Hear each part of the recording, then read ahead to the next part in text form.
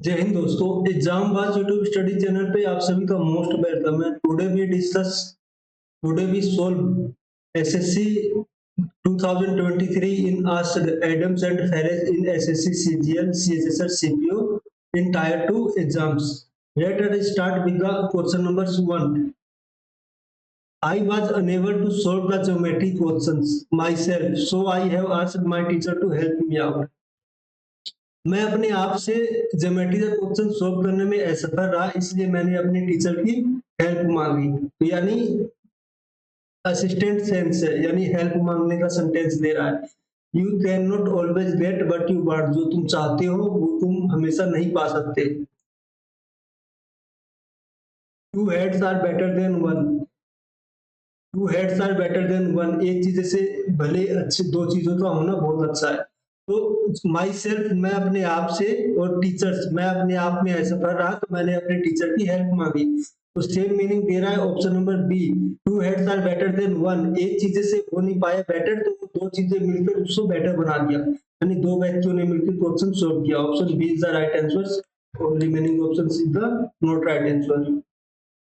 Select the sentence that give the most appropriate meaning of the items in hot water. Hot water items का meaning क्या है?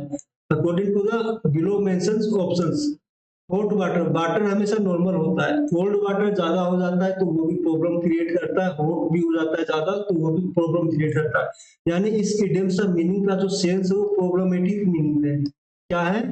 इसी type का problem create कर रहा है।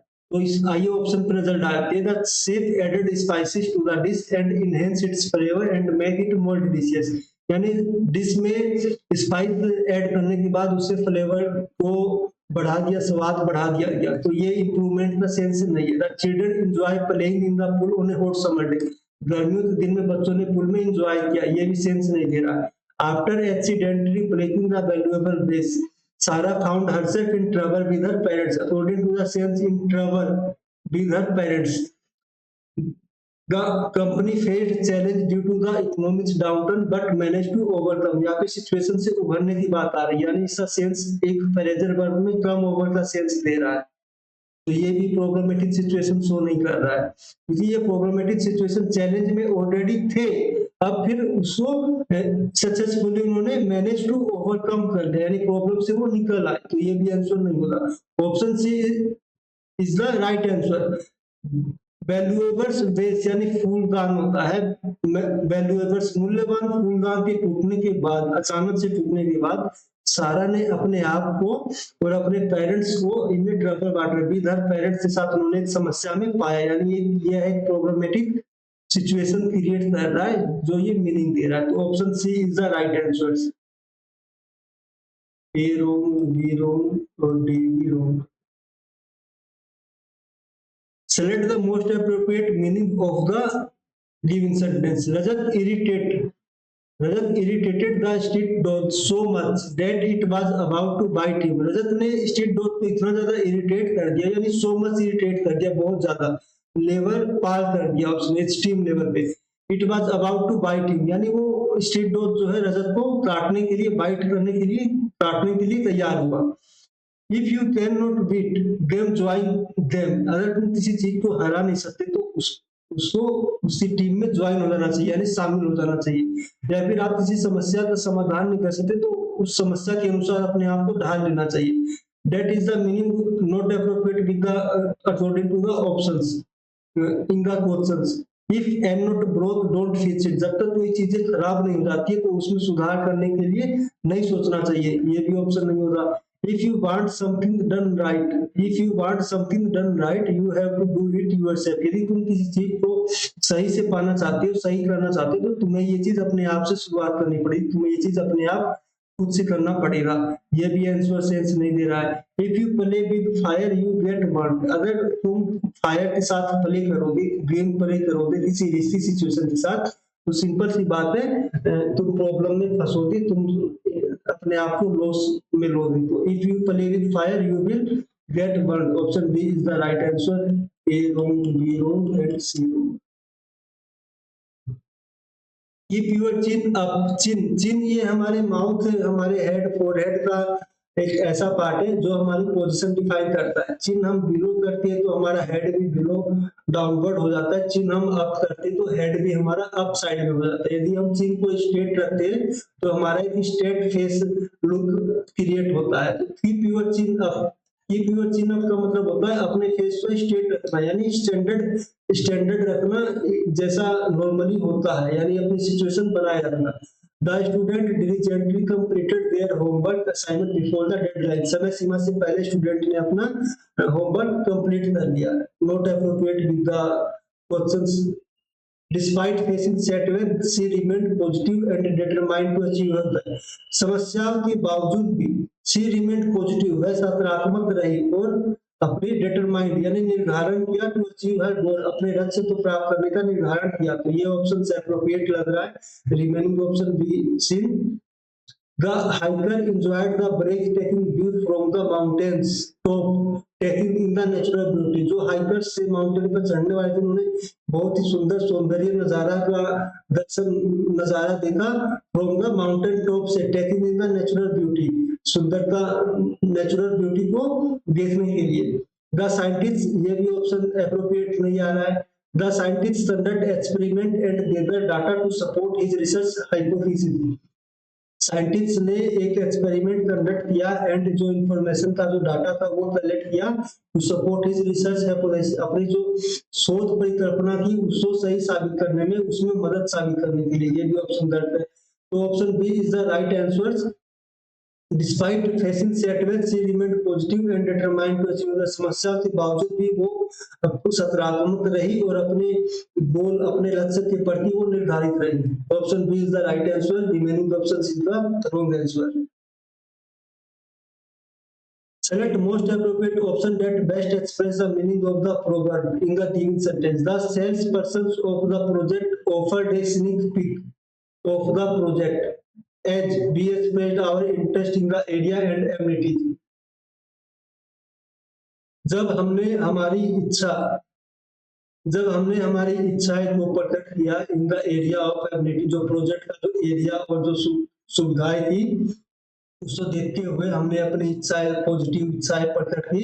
तो जो सेल्समैन ऑफ प्रोजेक्ट का ऑफर्ड स्नीक पीक में तो होता है अप्रत्यक्ष रूप से किसी की झलक दिखाना या किसी का आउटलाइन बताना, किसी के बारे में बताना। तो उसने सेल्स पर्सन ने प्रोजेक्ट के बारे में अप्रत्यक्ष रूप से किसी चीज को बताया, दिखाया या प्रकट किया। तो ऑप्शंस हम चेक करके, getting the preview of something, किसी चीज का झलक नजर आना, प्रीव्यू यानी झलक, किसी चीज का आउटलाइन होना। Try to something new, not appropriate. Sending a brief letter, not appropriate. To be in a winning position, जीत की पोजीशन में, स्थिति में होना, ये ऑप्शन क्वेश्चन के अकॉर्डिंग सेंस नहीं दे रहा। सेंडिंग द ब्रीफ लेटर, किसी को ब्रीफ लेटर या किसी चीज को बताने का सेंस दे रहा है ब्रीफ में। ट्राई समथिंग न्यू, किसी नई चीज को करने के लिए ये बोला जा रहा है, एफर्ट।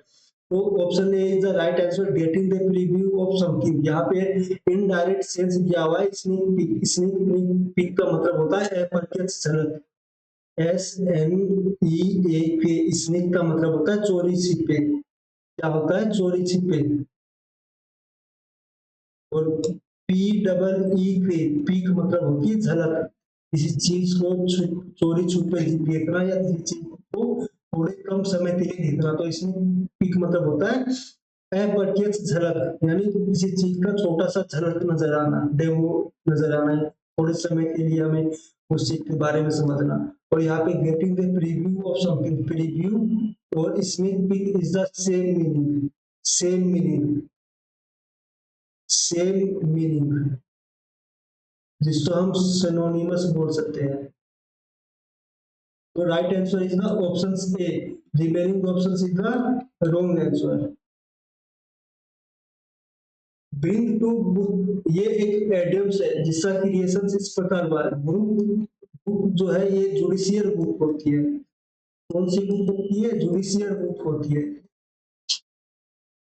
जिसमें नियम, कानून और स्टैंडर्ड मेंटेन होते हैं कि हमें क्या डू है और क्या डोंट है, क्या हमें करना है और क्या नहीं करना है, ये चीज होती है। अब किसी व्यक्ति को ब्रिंग टू बुक यानी बुक के सामने लाना, बुक में देख के ये चीज बताना कि इसने क्या अच्छा किया और क्या खराब किया है।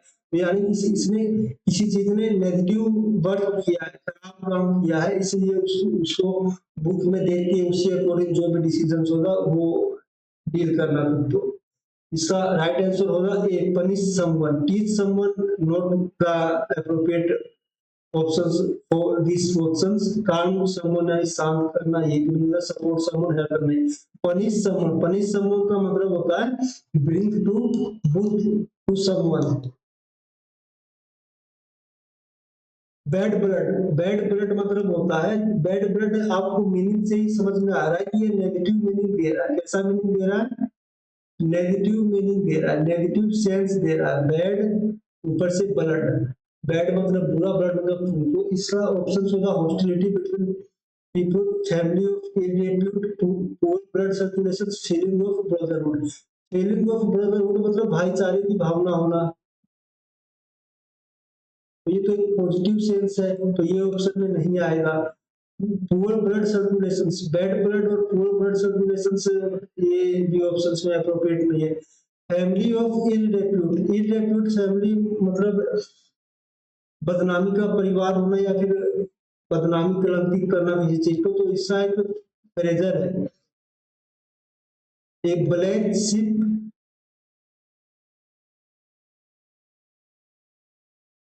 इन द फैमिली, इंपॉर्टेंट है। फैमिली ऑफ इरिलेटिव का जो एक एप्रोप्रिएट इडम्स है वो है एक black ship in the family. Bad blood का मतलब होता है हॉस्टिलिटी बिटवीन पीपुल्स। क्या होता है? हॉस्टिलिटी बिटवीन पीपुल, यानी आपसी आपस में दुश्मनी होना, शत्रुता, शत्रुता होना या फिर दुश्मनी होना। स्पिट ऑन से साइड, स्पिट मतलब होता है चीजों को फैलाना। हम जब हंसते हैं तो हम जब स्माइल करते हैं तो हमारा फेस थोड़ा सा स्पिट हो जाता है, फैल जाता है और दांतें हमारा सीन सामने में नजर आने लगता है। जैसे इन मैडम का हुआ स्पिट ऑन की साइड, जब ये इन्होंने स्माइल किया तो इनका जो फेस है वो साइड में स्प्लिट वाइड हो गया और दांतें सामने से नजर आया। तो स्प्लिटिंग ऑन की साइड मतलब होता है हंसना। तो मीट विद एन एक्सीडेंट, किसी घटना के साथ मिलना। नॉट बी एक्सट्रीमली अम्यूज, बहुत ज्यादा खुश होना, जब हम खुश होते हैं, हम प्रशंसित होते हैं, कभी हम हंसते हैं। तो option B is the right answer. Scream in the pain, दर्द में चिल्लाना। Undergo surgery, not answer, B is the right answer. ये मेरी नेशन, मेरी मेरी मतलब मेरी एक एनिमल है, एनिमल है मेरी। कैसा एनिमल है? फीमेल एनिमल है, फीमेल है। और नेस्ट मतलब होता है घोंसला। Nest specially use for birds. Nest यानी घोंसला, स्पेशली यूज फॉर बर्ड्स, यानी पक्षियों के लिए नेस्ट यूज होता है, यानी ये इनका हैबिटेट है, हैबिटेट है, ठीक है, यानी इनका आवास है। और मेरी जो है ये क्या है? ये एनिमल है। ये क्या है? ये एनिमल है। एनिमल कभी भी घोंसले में नहीं रहते, लेकिन एडम्स बोल रहा है ए मैरी के नेस्ट, यानी एक मैरी यानी एनिमल है, गधी है, उसका घोंसला। तो ये सिंपल सी बात है, बहुत ही बहुत ही पटांग ये मीनिंग दे रहा है। तो आइए ऑप्शन देते हैं फेमिलियर सिचुएशन, यानी प्रचलित सिचुएशंस। नोट, यानी ये फेमिलियर सिचुएशन मतलब ये पॉजिटिव दे रहा है, यानी उससे फेवर में दे रहा है, तो ये ऐसा सेंस नहीं दे रहा है। न्यू सिचुएशंस ये भी नहीं, रिफ्रेशिंग सिचुएशंस यानी ये भी नहीं। एक कंफ्यूज सिचुएशन, ये एक प्रकार का कंफ्यूज सिचुएशन दे रहा है, यानी डाउट में डाल रहा है, भ्रमित कर रहा है, इल्यूजन जिसको बोलते हैं। ये मेरी नेक्स्ट मतलब इल्यूजन है।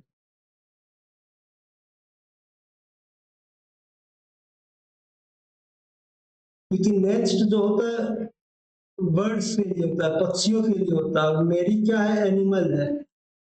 एनिमल यानी जानवर है, जानवर कभी भी घोंसले में नहीं रहते, तो इसलिए सेंस जो दे रहा है भ्रमित सेंस दे रहा है, कंफ्यूज सिचुएशन दे रहा है। रोग का वोट, रोग मतलब होता है किसी चीज को विध्वंस करना, यानी डिस्ट्रॉय करना, डिस्ट्रॉय करना, डिवास्टेट करना, बर्बाद करना, स्पॉइल करना। और बोट मतलब होती है नाव, यानी कोई नाव, नाव हमेशा पानी में चलती है। रोग का बोट यानी उस चीज को डिस्ट्रॉय बर्बाद करना यानी असंतुलित करना, डाइवर्ट समवन के tensions, no overcome a difficult situation से फिर नियंत्रण पाना। नहीं, इसका जो प्रेजर वर्ब है वो कम ओवर आता है। Disturb A stable situation, Pasteur and irritate someone, किसी को पेस्टर मतलब होता है किसी को अशांत करना,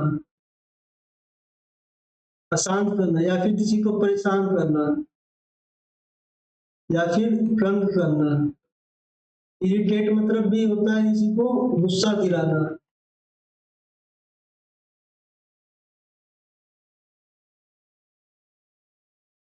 चिढ़ाना और परेशान करना। इसका राइट आंसर जो होगा डिस्टर्ब ए स्टेबल सिचुएशन, यानी एक जो संतुलित सिचुएशन है उसको डिस्टर्ब करना, उसको बर्बाद करना। Remaining option is the wrong answer, option is the right answer. Have your heart in your mouth, heart यानी दिल होता है, दिल नॉर्मली बीट जब होता है नॉर्मल रहता है, जब ये दिल डर से या किसी भय से किसी चीज से जब ये बहुत तेजी से हार्ट बीट होती है तो हमारा दिल बहुत तेजी से पंप मारता है तो उसका साइज भी बड़ा हो जाता है। क्या हो जाता है? साइज लार्ज हो जाता है। तो साइज जब बड़ा होता है तो वो हमें फील होता है कि ये हमारे माउथ और नेक, गर्दन तक ये हमें फील हो जाता है। तो have your heart in your mouth मतलब होता है चीजें, हार्ट जो है फास्ट तेजी से बीट होना, तेजी से बीट होना यानी साइज बड़ा होना, तो वो हमें फील होता है हार्ट इन यूर माउथ। तो यह एक ड्रामना सिचुएशन या डर की सिचुएशन में होता है। तो गेट वर्स एंड वर्स, चीजें बिगड़ती हुई चली जाना, ये भी नहीं आएगा। टू बी एक्सट्रीमली फ्राइटेंड यानी बहुत बहुत ही ज्यादा डरा हुआ होना। टू बी एक्सट्रीमली जीनियस ईर्ष्यालु होना। Not to behave in a foolish manner, मूर्खतापूर्ण व्यवहार करना, डिसीज नॉट। तो option B is the right answer, to be extremely frightened यानी डरा हुआ होना, option B is the right answer. 40 गिन्स, 40 गिन्स मतलब होता है 40, 40 मतलब काउंटिंग होती है, ठीक है। 40 मतलब 40 और गिन्स मतलब होता है पलक झपकाना। क्या होता है? पलक झपकाना। हम 40 बार पलक झपकाते तो इसका मतलब क्या है? 40 मतलब माइनर चीज है। शॉर्ट स्लीप या डीप स्लीप, डीप स्लीप नहीं होगा। डीप स्लीप मतलब होता है बहुत लंबे समय से और गहरी नींद में सोना। ये सीक्रेट सिग्नल भी नहीं होगा, ये लॉन्ग लीव भी नहीं होगी, ये शॉर्ट स्लीप होगा यानी थोड़े समय के लिए झपकी लेना, सोना। 40 विंग मतलब होता है पलक झपकाना, option A is the right answer. Cut from the same cloth यानी किसी चीज को उसी सेम क्लॉथ यानी किसी same, cut from the same cloth यानी सेम टाइप का वस्तु होना, सेम टाइप का थिंग्स होना। Cut from the same cloth, तो इसका आंसर जो होगा to be of a similar nature, to be come from the same source, to share a resource, to belong to the same family. तो option से आप ये दो ऑप्शन को एलिमिनेट कर सकते हो। Belong to the same family, to share resource जो मतलब अनअप्रोप्रिएट है according to the questions. To be of a similar nature यानी एक ही नेचर के होना, और to come from the same source एक ही सोर्स से आना। To cut from the same cloth यानी एक ही प्रकार का कपड़ा है, कपड़ा वो मान लो कॉटन हो सकता है, लेयन हो सकता है या फिर पॉलिस्टर हो सकता है, ये क्लॉथ के प्रकार है, टाइप है। तो सेम क्लॉथ यानी same cotton, same Leyen, same polyester यानी किसी भी सेम प्रजाति के कपड़े से उसका हिस्सा आना, यानी इसका मतलब होता है to be in the same natures यानी वो सेम प्रकृति का होगा, सेम नेचर का होगा। तो remaining option is the wrong answer, option A is the right answer. Lose your marbles, lose मतलब होता है खोना, ठीक है। लूज मतलब होता है खोना और मार्बल्स मतलब होता है बुद्धिमान, बुद्धि यानी अपनी बुद्धि को खो देना, यानी बुद्धि खोना यानी मेंटल होना या फिर रेज होना, गुस्से में होना, एंगर होना, यही सेम दे रहा है ना। तो अब ये ऑप्शन पे डालते हैं। Miss an opportunity, opportunity miss करना, not appropriate. Be nervous, nervous होना यानी परेशान होना। लूज रिस्पेक्ट यानी सम्मान होना, ये भी नहीं आ रहा है। वो इंसेंस, अब ऑप्शन बी और ऑप्शन डी में सबसे अप्रोप्रिएट ऑप्शन जो लग रहा है वो इंसेन होना यानी पागल हो जाना, सनक जाना, अपनी बुद्धि खो देना। सेन मतलब ऐसे यानी सेन मतलब होता है बुद्धि, या फिर इसको हम वाइज भी बोलते हैं, बुद्धि या फिर बुद्धिमान। और इनसेन मतलब हो जाता है अपोजिट, अपोजिट हो जाता है, बुद्धि का अपोजिट हो जाता है। तो रूज और मार्गस, मार्गस मतलब भी बुद्धि होती है, और रूज मतलब खोना, खोना यानी नेगेटिव सेंस दे रहा है। कैसा सेंस दे रहा है? नेगेटिव सेंस दे रहा है। तो नेगेटिव सेंस और पॉजिटिव दोनों सेम है, तो वो in sense option B is the right answer, other option is the wrong answer. Bite the bullet, यानी बुलेट मतलब होती है गोली, बाइट द बुलेट मतलब गोली चबाना होता है, यानी गोली को काटना होता है। जब ब्रिटिश कॉलोनियल टाइम था तो अंग्रेज जो थे भारतीयों के साथ बुलेट को बोलते थे अपने दांत से उसको फाड़ो और उसमें शार्प करो। तो ये एक बहुत ही चैलेंजिंग सिचुएशन था, क्या? चैलेंजिंग सिचुएशंस या फिर challenging time. Bite the bullet.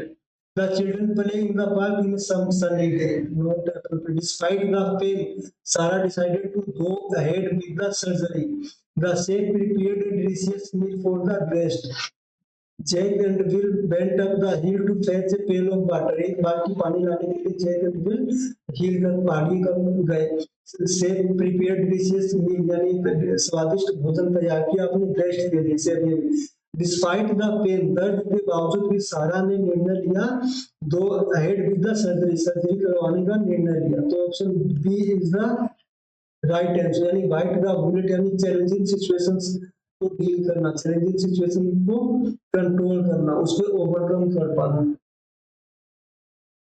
Select the most appropriate add-on to fill in the blank despite their differences. The two politicians, despite their differences, उनकी असहमति असहमति के बावजूद द टू पॉलिटिशियंस, दो राजनेता decided to dash and work together for greater good, यानी उन्होंने एक साथ काम करने के लिए डिसीजन लिया। तो आइए नजर डालते हैं। वरी द हैचलेट, वन the midnight oil ward off the room tree blow off steams. तो ब्लो ऑफ स्टीम, स्टीम मतलब होता है भाप, क्या होता है? भाप, वेपर जिसको बोलते हैं। और ब्लो ऑफ मतलब होता है, ब्लो ऑफ स्टीम मतलब होता है, ब्लो मतलब बहना, बहाना, निकालना। और ऑफ जो होता है नेगेटिव सेंस देता है, ऑफ मतलब सेपरेट का सेंस देता है, ऐसा सेंस देता है सेपरेट, यानी भाप या स्टीम या जोश को हटाना या फिर कम करना। तो ऑप्शन ये नहीं होगा। बार्क ऑफ द रोड, यानी किसी गलत मुद्दे पर या किसी गलत व्यक्ति से बहस करना या फिर बोलना या फिर उसको उसके बारे में कमी निकालना। वन द मिडनाइट और मतलब आधी रात में बहुत कड़ी मेहनत करना, ये भी नहीं होगा। वरी द हैचेट, वरी मतलब होता है दफन करना, क्या होता है? दफन करना, दफन या फिर दफनाना, यानी किसी चीज को छुपाना। हैचेट मतलब होती है कुल्हाड़ी, क्या होती है? कुल्हाड़ी, यानी कुल्हाड़ी क्या है? एक आर्म्स है, क्या है? आर्म्स है, फाइट के लिए, है ना? ये सेंस देता है ना लड़ाई झगड़े में, फाइट के लिए। तो कुल्हाड़ी को दफना दिया, यानी हमने सुलह कर लिया, यानी शांति कर लिया। तो इसी प्रकार डिस्पाइट डिफरेंसेस, असहमति होने के बावजूद भी दो राजनेताओं ने इस निर्णय लिया टू बरी द हैचेट, यानी जो सुलह करने का निर्णय लिया, and work together for the greater goods, और एक साथ काम करने का निर्णय लिया। तो option A is the right answer.